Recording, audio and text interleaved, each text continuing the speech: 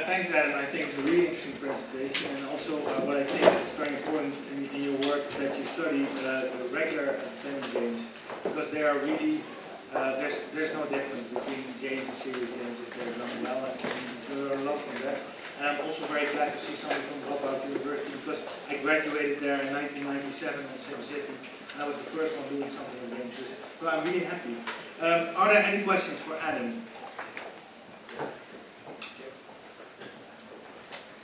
I think you're really interesting. I was wondering about your stress level, self-reported stress level measure. When did they actually report that? Because they were gaming, so...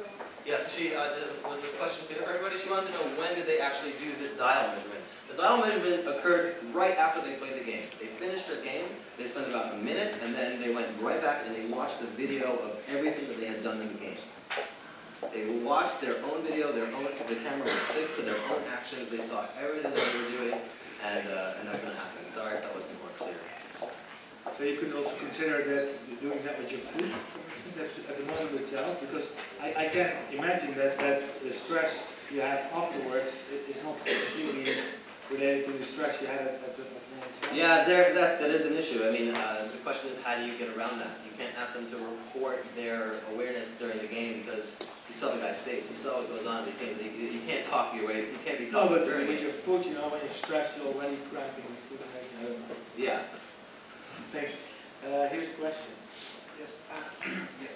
Thanks again for the great presentation. I have a question about how. Thank you.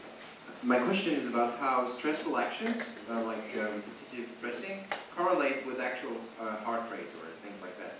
Because my point is, you don't always have these heart rate measurements, or so if you want to try to do something with people who don't want to have all these gadgets hooked up to them, then, I mean, how do you detect their stress with just their actions in game? Did you? That's an excellent question, and I didn't really think of it. I would expect that there is an association between the two, only because, like I said initially, they're pretty good at matching up their dial with their heart rate, which means that the two can be similar in some ways.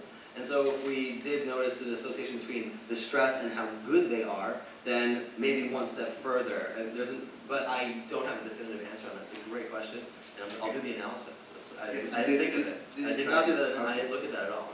I'll give the results then. Yeah. That's all. Thank you. Okay, Adam, thank you very much. My pleasure. And well, hope to see you next year.